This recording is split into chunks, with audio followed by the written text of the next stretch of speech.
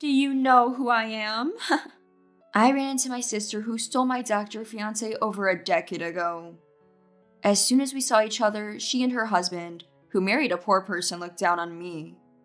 When my husband stood up for me, Ronnie, with a condescending look, said this to us. My husband, faced with my sister and her husband's disdain, retorted, "And who do you think I am?" In response, they laughed mockingly and hurled more insults at us, calling us poor. Ignoring my sister and her husband, we left the lounge, unable to hide our smiles. And as a result, my sister and her husband ended up seeing hell. My name is Carolina, 45 years old. I work as a nurse. Ever since I was little, I dreamed of becoming a nurse, and after a lot of hard study, I made that dream come true. I married Reynold when I was 37. It was a late marriage, but there was a reason for that. Getting married in my late 30s, I had given up on having children, but I discovered I was pregnant in the last year of my 30s. Since we hadn't done any preconception care, my husband and I were quite surprised. Then, joyfully, I gave birth to a son at 40. Despite being a high-risk pregnancy and a difficult birth, my son is now 5 years old. When my son started daycare, I returned to work. My husband and I have a good relationship and are living happily. Now, I may have a happy family, but about a decade ago, I was pushed to the brink by certain people, to the point of almost giving up on life. Those people were Ronnie, my then fiancé, and my sister Elsa. In fact, these two were the reason my marriage was delayed, and I never wanted to see them again. But I never expected to run into them again in such a place. When I was 27, Ronnie, a popular doctor at the same hospital, pursued me relentlessly until we started dating. Ronnie was handsome and popular among patients and nurses. I was overjoyed that such a person liked ordinary me. Our relationship went smoothly, and on my 29th birthday, Ronnie proposed. I wanted to marry Ronnie and had hoped to marry in my 20s, so I immediately accepted. Congratulated by colleagues and supervisors, I was at the peak of happiness. But that happiness crumbled unexpectedly. While busy with wedding preparations, there was something I wasn't keen on. The family meeting. I wanted to meet Ronnie's family, but dreaded introducing him to mine, especially my sister Elsa. There's only one reason. It's someone you never want to meet again. Elsa is 2 years older than me, and we've always had a bad relationship. The reason we as sisters don't get along is because Elsa has a difficult personality. Elsa is strikingly beautiful and has always been popular with men. But she often ridiculed others, comparing them to her looks, and even stealing their partners. She was disliked by other girls, and to my knowledge had no female friends. Also, I was no exception, and Elsa made fun of me and looked down on me. "You're really not cute. I can't believe you're my sister. I feel so sorry for you." She constantly mocked me too, belittling my appearance. I was afraid Elsa would steal Ronnie. So I wasn't positive about the family meeting. But I couldn't avoid it, so I reluctantly went ahead. Surprisingly, Elsa behaved and attended quietly. After successfully finishing the meeting with my family, only the meeting with Ronnie's family remained. On the day of the meeting, Elsa called. "Your fiancé is mine now. Ronnie's marrying me, so you're useless." Confused, I asked for clarification, and she happily explained. At the family meeting, Elsa fell for Ronnie and secretly initiated contact. She actively pursued him, and they became intimate. Recently, they had officially started dating, Elsa said cheerfully. Disbelieving, I hung up and immediately called Ronnie. It's just like Elsa said. I guess if I'm choosing a wife, I'd prefer a beauty. You're not really in my league, right? Ronnie answered nonchalantly.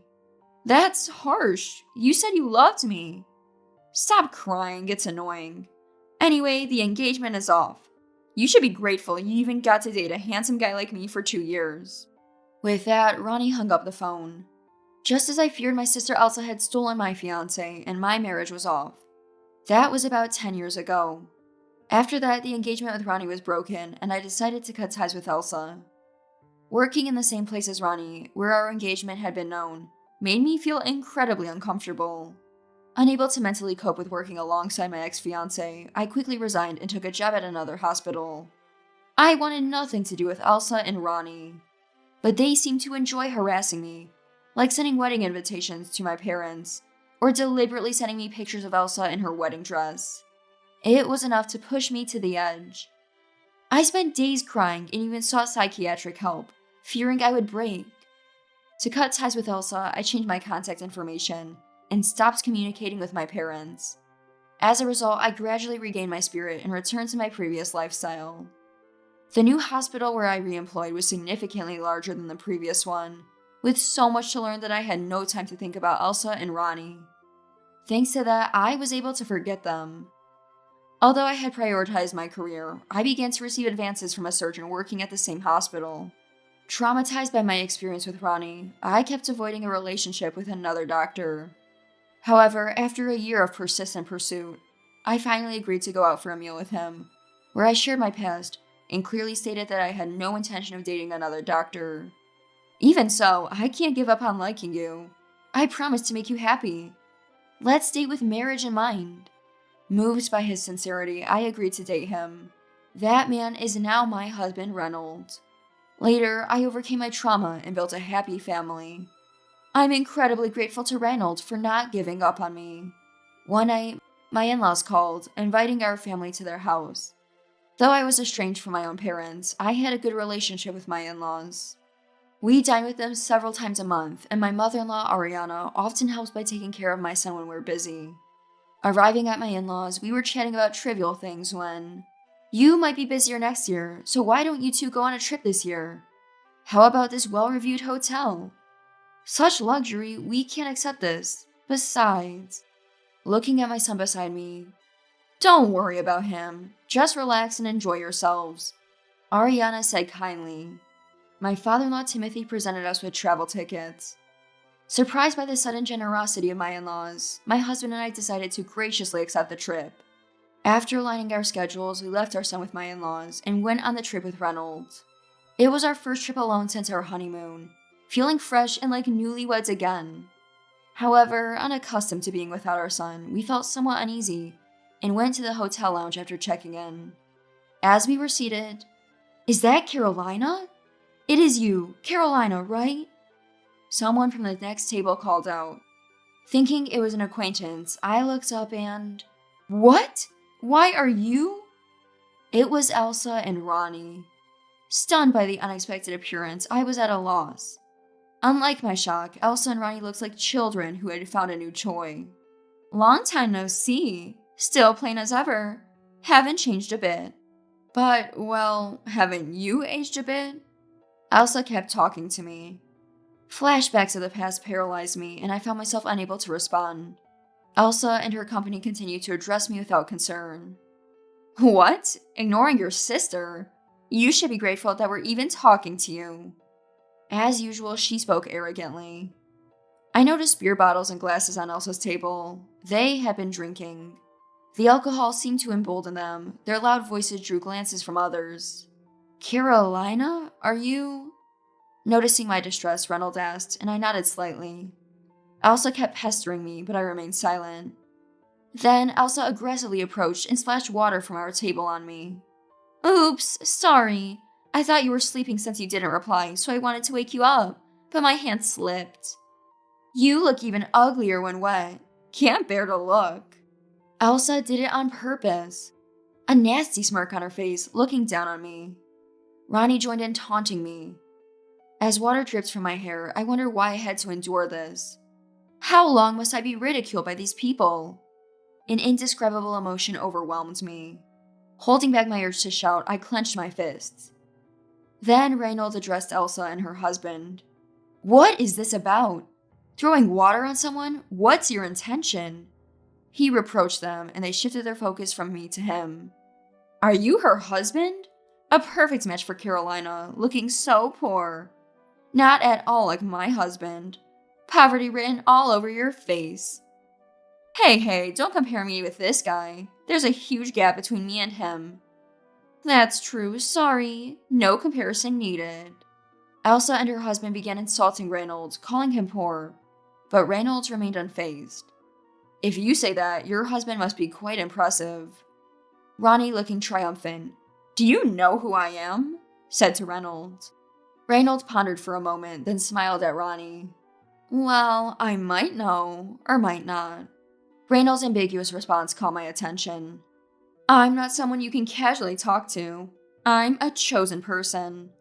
Ronnie spoke condescendingly. And who do you think I am? Reynolds replied sharply. His eyes intense through his mouth smiled. Elsa and Ronnie were momentarily taken aback by Reynolds' change, but soon they exchanged glances and began laughing. What? Trying to imitate me? Unlike you, I'm a celebrity. A poor man trying to compete with my husband? You're 100 years too early. My husband is a famous doctor, even appears on TV. Elsa and her husband bragged. Apparently, Ronnie left the previous hospital and was working at a new one, gaining some popularity as a handsome doctor on medical TV shows. I didn't watch TV much, so I was unaware, but Reynolds seemed to know. I had noticed people glancing over, likely recognizing Ronnie. Ronnie continued boasting about his hospital and position. Hearing the hospital's name, I realized something. Just that hospital is... As I began to speak, Reynolds gestured for me to be quiet. I immediately closed my mouth. So you see, our worlds are different. You poor people probably stretched your budget to stay at this hotel, but you're out of place here. Elsa said that and then started hurling insults at us, calling us poor. Ronnie followed, cursively insulting us. I wondered if it was alright for someone on TV to act like this. Fed up with Elsa's relentless verbal abuse, we left the lounge without ordering anything, as if fleeing. We could still hear Elsa and her company's voices behind us, but ignored them and returned to our hotel room.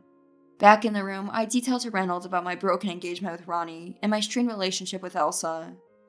As soon as I finished, Reynolds became even angrier at Elsa and her husband. Seeing Reynolds, my own pent-up anger towards Elsa surged forth. I could bear being ridiculed myself, but not them mocking Reynolds.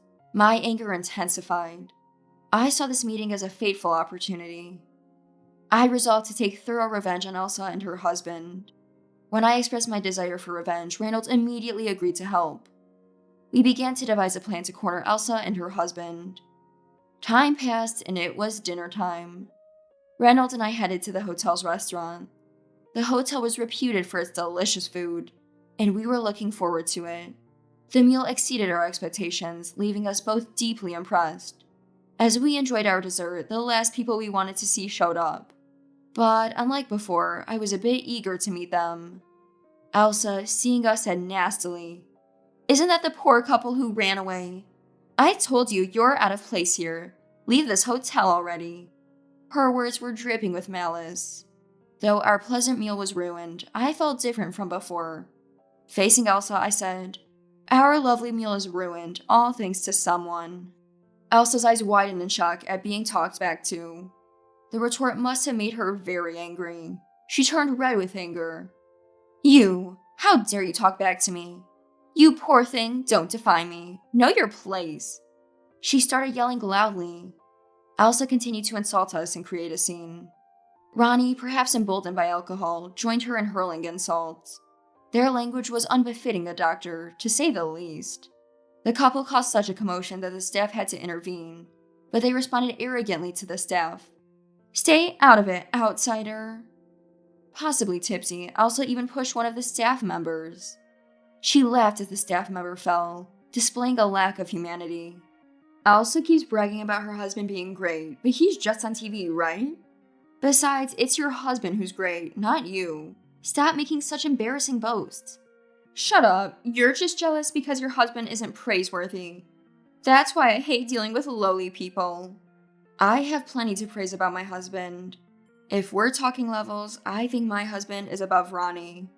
I told Elsa and her husband that, and they burst out laughing as if they thought I was insane. So I decided to reveal a certain fact to Elsa and her husband. You know, Ronnie, you should at least remember the name of the director of your hospital, especially if you hold a position there. I said this, and the couple seemed confused by my words. There's no way we'd fall for such a lie. The next director of our hospital is already decided to be the current director's son, who's currently training at another hospital. They said this to us. Then, looking at Reynolds' face. With that face, being a doctor is impossible. Stop lying. Elsa laughed and pointed. How incredibly rude. My husband's name is Reynold. As I said his name, Elsa's attitude remained unchanged, but Ronnie's face turned pale. He finally realized the mistake he had made. Elsa continued to mock us, but then... Elsa, stop! What Carolina is saying is true, Ronnie muttered softly. Hearing this, huh? Elsa whispered in shock. The truth is, Reynolds is the successor to the hospital where Ronnie works, and it's already decided he will be the next director. This was known among the staff with positions, but not his face, so Ronnie was unaware. As Ronnie said, Reynolds was currently working as a surgeon at a hospital owned by Timothy's acquaintance. I work as a nurse at the same hospital, and Timothy recently expressed his desire to entrust the hospital to Reynolds, who will become deputy director next year. I also plan to resign from my current hospital and rejoin Reynolds' new hospital to support him closely. Upon hearing this, Ronnie began to tremble. It can't be. You're the next director? He murmured. The man he had been mocking as poor was the son of the director of the hospital he worked at. No wonder he turned pale. You may be recognized for your skills, but when I become the director, I have no intention of employing someone with your lack of ethics. Also, I will be reporting this incident to Dad. Reynolds said this, and Ronnie, changing his attitude completely from before, began to apologize. Elsa looked on in shock as Ronnie repeatedly apologized. Stop standing there and apologize too. Apologize for your rude behavior just now. Ronnie urged Elsa to apologize as well. However, Elsa, instead of apologizing, turned to me. So, you're going to be the director's wife in the future? I answered that technically, yes. Honestly, I have no intention of acting superior as the director's wife. I plan to continue my nursing career. Learning that I would be the future director's wife, Elsa suddenly exclaimed, Then I should remarry your husband for a secure future. Give Ronnie back to you, and you give me your husband. A beauty like me suits the role of a director's wife better. Elsa said something outrageous.